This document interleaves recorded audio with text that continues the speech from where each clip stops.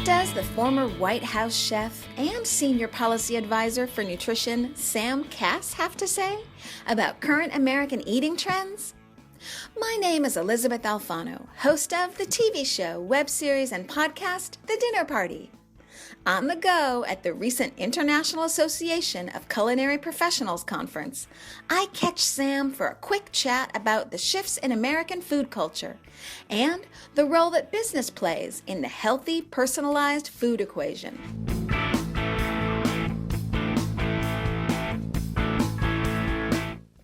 A bit more about Sam Kass.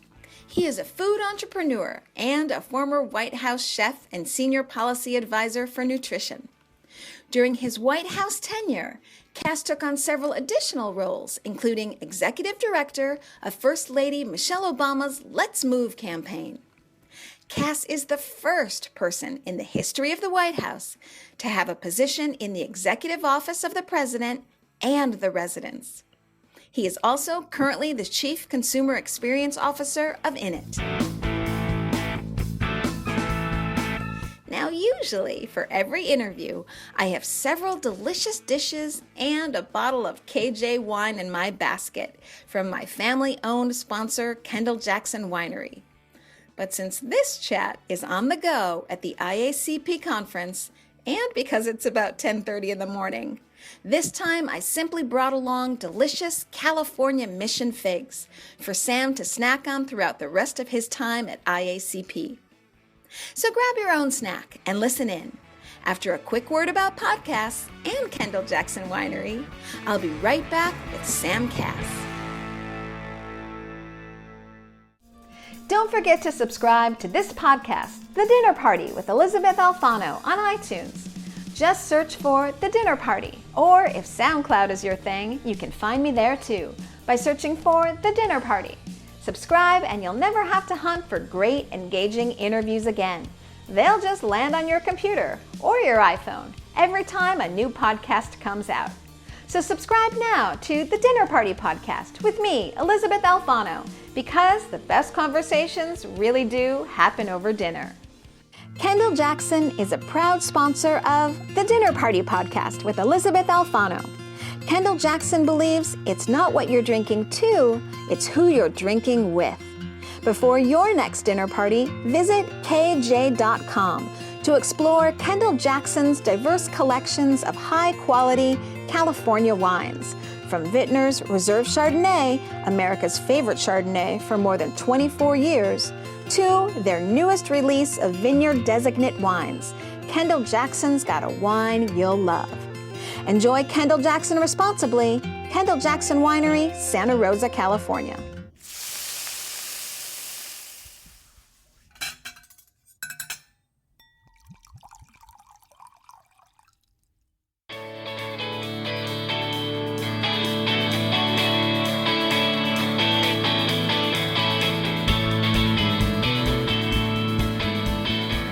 Sam, thanks for joining me today at the IACP conference. It's great to be here. So, as the Senior Policy Advisor for Healthy Food Initiatives and as the Executive Director of Let's Move, where have we come as a country in terms of our health perspective? Oh man, I think we're seeing a transformation in this country around how we grow, process, produce, and eat food. And I think it's for the better. When we came in, and we're still dealing with a lot of serious health problems. I mean, I think it's fair to say we have a long way to go, but 1 in 3 kids right now on track to have diabetes in their lifetime unless we dramatically change course. And food is the number one cause of preventable death and disease in this country. And we know we have to do a better job starting from a very early age to get our youngest kids and our families better food, and we have to make it easier for them to do that. And I think the work in the White House and the work of the First Lady, she's just been an extraordinary champion for these issues, both for in public, plain view, and also behind the scenes. And I think she has led an effort in the White House that has passed and pushed forward more policy on these issues than any other administration in modern times. And she's also taken this issue, which was on the sort of fringes between advocates and industry, sort of arguing off to the side, and she's put this issue square in the mainstream. And I think what you're seeing from that is this flurry of activity from the private sector, from governments all over the country, and state and local governments, and from individual communities and families, and that's super exciting. So I'm deeply optimistic about where we're headed. It's wonderful what you say about the First Lady. I think it's so true. On a maybe a more simplistic level, I'll say she's helped to change our culture around food. And by making it a topic all the time on late night TV shows, it's now something in the mainstream culture. And I think that in and of itself, just making it mainstream, has made groundbreaking change. But as Marion Nestle was saying in today's earlier conference at IICP, we have a big disparity between agricultural policy and health policy. So I know you've been a big proponent of farm to table, sustainable farming, local foods, but major factory animal farms and abuse, and how are we going to ever rectify that? Well, I think the foundation of all of this is actually our culture, which is why the work to shift the culture is so important. And, we need people to first care about what they're eating. And if people aren't engaged in any way about what they're eating, they're certainly not going to be engaged in sort of policies and political choices about how we're making these decisions. And if you want, governments to change their policies, you have to vote on it. And right now, nobody's voting on these issues. So we made a tremendous amount of progress considering that there's absolutely no political food movement in this country. It's a cultural movement, it's a social movement, but it's not a political one yet. And that's starting to be built. But if you really want those fundamental shifts that Marion was laying out, which for the most part I agree with, you're going to need that. You're going to need voters saying, I will vote you in or out of office based on these issues. And we got a long way to go to build that. That being said, I think we're starting to make some real progress on the policies, agricultural policies, to start to even the playing field. One example in the last Farm Bill that we fought very hard for was specialty crop growers who would grow mixed fruits and vegetables couldn't get health insurance. They couldn't get health insurance, one, which President Obama fixed, but they also couldn't get crop insurance. And that was a big disincentive. So there's some of the ways that policy is already starting to solve some of this, but we got a long way to go. Well, one of the fun things that came out of this morning's conference, which actually isn't a small tidbit, is making that marketing connection between all the sensory pleasures that good food can have. And I think therein corporations kind of play a big role in that they can either do the good marketing and sort of entice you to the wonderful foods like we were saying, sex is peaches, or they can do the bad marketing, if you will, and they're all sort of turning a corner. And I know that you've worked a lot in the past with corporations like Walmart and getting them to change some of the additives that they've put in their food, and also you're working with corporations sort of as we go forward. Tell me about your relationship with Innit and what Innit is. I think the private sector has a huge role to play, generally speaking. After all, they're the ones feeding us. They're the ones producing our food. So this notion that somehow business doesn't have the central role to play more than government in terms of fixing some of these problems, it's just, for me, as somebody who's been tasked to solve the problem, like, ludicrous. I think the other big piece of this is technology and innovation. And we have a huge gap in how we've brought innovation to bear in helping people make healthier choices and make it easy. And Innit is founded on the notion that if you give the right information to consumers, you tap into the information that's locked into our food and you unlock it for people. Explain what you mean by this. You can really transform people's abilities to make better choices for their families. So in any piece of food, there's all kinds of information. Its nutritional content, how it's functioning over time. So as things get older, they lose, nutritional value. There's all kinds of information in a chicken about how it should really be cooked, because every chicken is different, right? But right now, Let's hope so. Yeah, every We're chicken- back to factory farming. No, but every chicken is different, and right now we're just imposing our will upon the chicken. But actually, that particular chicken knows how it should be cooked best. So what Innit is doing is using all kinds of different technologies to help it make it easier for a family to cook that chicken perfectly every time. So the oven, for example, one of the products that are being developed, can sense what is in it and cook it perfectly based on what's happening to that chicken in that oven. Or a refrigerator. Right now, our refrigerators do nothing but hide our produce in the bottom bins, let it go bad, and leads to wasting about $1,500 of food every year for the average American family. But what if your refrigerator actually helped you manage your food? What if it could identify all the things you put in it and could tell you, oh, you know what, that cabbage has been in there for 2 weeks. You probably only have a couple of days left. And here's 3 recipes based on other things in your refrigerator that you could cook with it. And with one button, you could decide what you're going to cook for dinner tonight. And, in the future will be linked to a delivery service, and whatever you don't have will show up.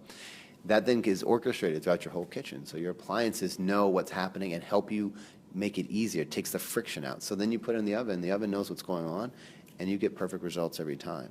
That is what we need to do to make it easier for families to put healthy, good food on the table, because right now it's just too hard for them. And that's why we're seeing cooking been declining for decades. And because we haven't brought we've seen innovation in packaging, we've seen innovation in all kinds of convenience foods, we've seen all this innovation outside of the kitchen, which is taking people out of the kitchen, fast food and all these things. We haven't seen any of the innovation in the kitchen. So Innit's really leading the way and trying to innovate what our kitchens look like and make them modern. Right now, they're basically the same as they've been for 50, 60 years, with the exception of the microwave. We have to modernize our kitchen, and so that's what this is all about. So you're saying that this could bring down grocery bills because you're not going to be throwing things out only to replace them and then maybe throw those things out too? Absolutely. I think there's a really strong application for reducing food waste. I think you can also, you'll be able to tell our platform, okay, here's the kinds of things I'm striving to do. I want to eat more fruits or vegetables. I want to eat less sodium, or I want to eat more whole grains. The recipes that can be curated then can fit your specific needs and just make it easier. So you're not every time combing through millions of recipes trying to figure out, okay, is this actually gonna get the whole grains that I'm looking for? I can't really tell. Smart technology can do all that for people. So tell me then, are we talking about an app, or are we talking about sensors in the fridge, or what is this exactly? It's a whole platform. It's a platform and an ecosystem. So it actually connects all of your appliances. Over time, all these appliances are going to have various sensor technology.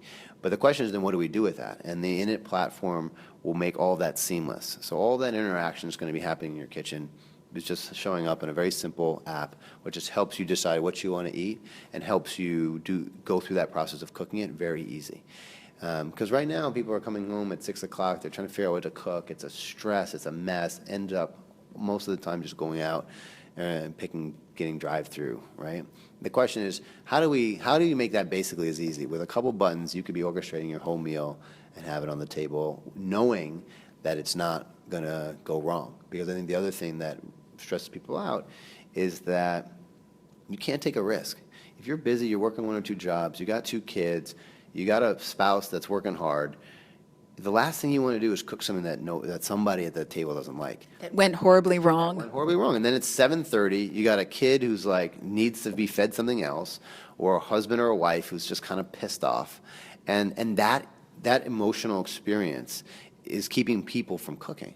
So what if we could get rid of that? What if we could curate recipes that we know everybody in the family is going to like? What if we could curate the cooking process so that it's very simple and that whatever you're putting in there, it's not going to get overcooked, it's not going to come out raw, it's going to come out perfect every time. So that's what you mean about the chicken, each chicken being different. So one chicken that is 10 ounces less than another, and you're going to cook it maybe at a slightly higher or lower temperature, something like this? Yeah, the in-oven, so it'll adjust. It takes all these readings of humidity and different sensors and the external temperature, internal temperature, and it'll adjust to that chicken. So you could put it in half frozen. Did you know it's half frozen? No.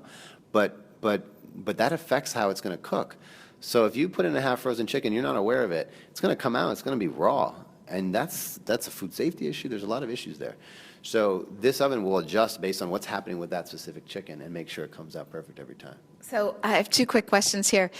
Ideally, this is maybe years ahead, but ideally what I'd like to see is that this then connects to Amazon. So if I just map out not only what I want to eat for the whole week, so that then it just naturally gets ordered on Amazon, which gets delivered to me, which all I have to do is put in my sensory oven and it comes out great. But let's say I want a plan that I'm trying to lose 5 pounds, 1 pound a week. And now I've got the meal plan that helps, as long as I keep in my exercise. So I got to do that still. But otherwise, I can kind of plan it out that this lets me lose 1 pound a week if I stay on all this technology that keeps me in line. Yeah, I don't think that's 5 years out.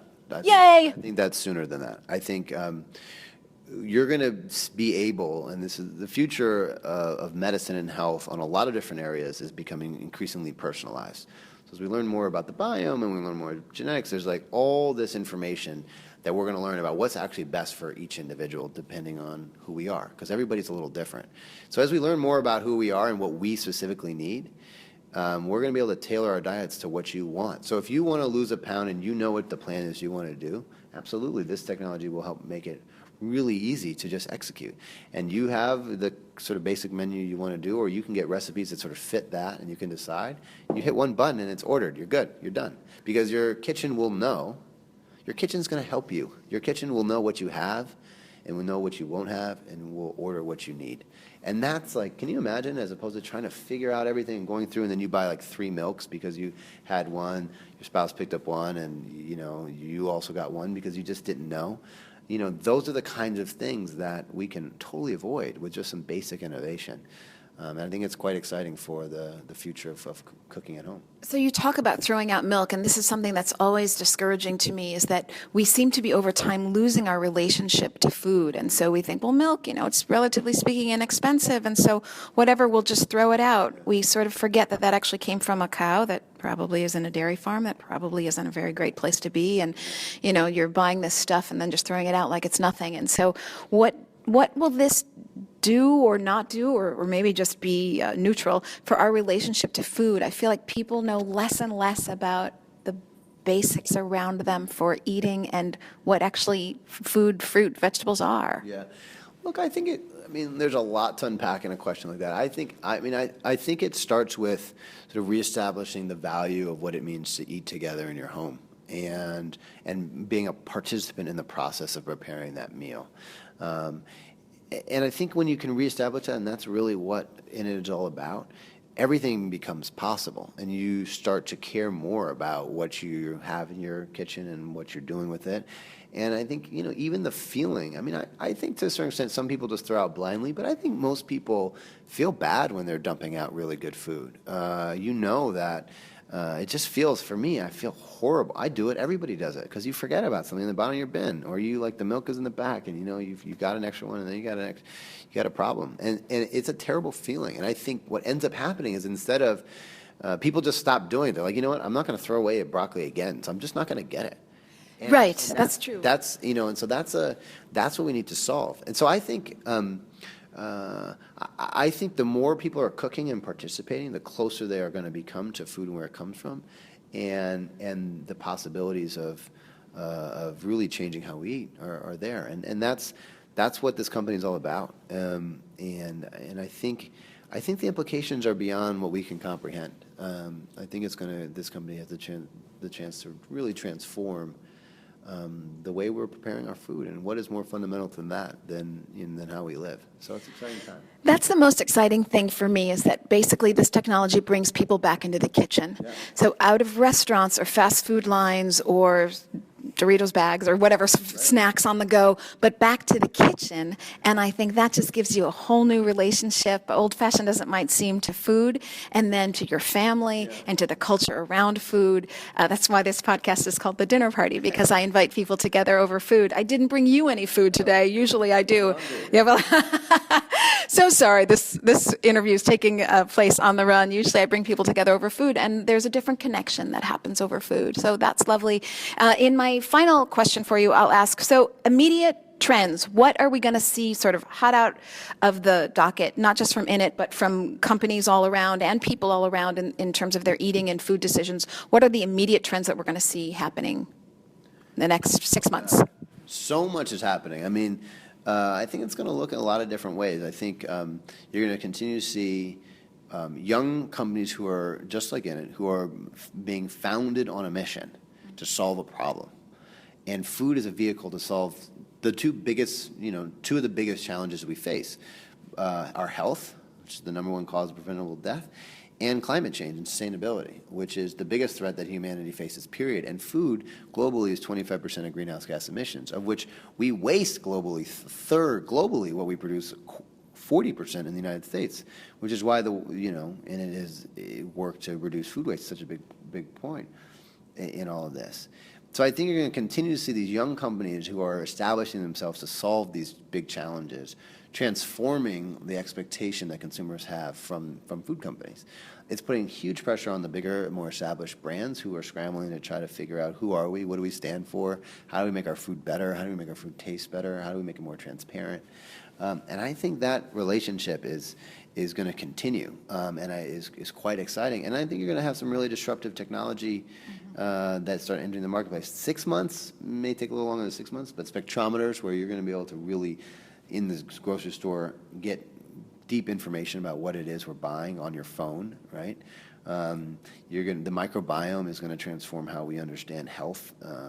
We have 100 trillion bacteria in our guts, which are regulating all kinds of health outcomes, everything, basically. We basically carry bacteria, we work for them, essentially. And the implications are transformative, and I think all of these different pieces are going to start to come together, and it's quite exciting. When will we see Innit on the marketplace? It's going to take a little while. We're launching a really exciting partnership with a company called Perch, which is an appliance retailer that is changing the game in terms of how we think about setting up our homes. We've announced that we're going to open with them in Soho in New York in a couple months, and then we'll take it from there. So you'll be able to come see it in any of the Perch stores over the next few months, and then we'll be starting to roll out our first products before too long. It'll be interesting for me to see if this becomes part of insurance plans. People say you get a discount if you have this in your kitchen, or because that just means less health costs for all of us down the road. So it'll be interesting to see that transform as well. I am sorry that I have no food and wine for you in this interview, but the next time I interview, I will have food and wine for you. You got yourself a deal. Thanks for joining me today. My pleasure.